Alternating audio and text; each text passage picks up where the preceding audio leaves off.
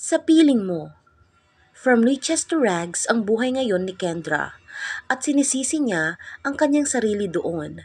Si Isaac na isang matagumpay na negosyante sa ibang bansa at ang lolo nitong si Don Ramon ang sumalo sa mga problema ng negosyo ng kanyang abuelo pero may kapalit iyon. She had to work as Isaac's PA sa pagbabakasyon nito sa bansa. At ang trip nito ay maranasan uli ang buhay sa bukid. Parang matutuyuan ng dugo si Kendra.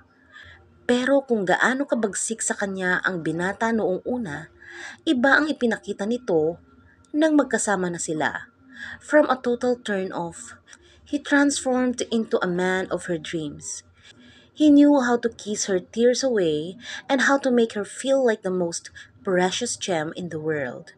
Pero may malaking sikreto si Isaac sa pagbagsak nila. Sikretong nalaman niya sa masakit na paraan.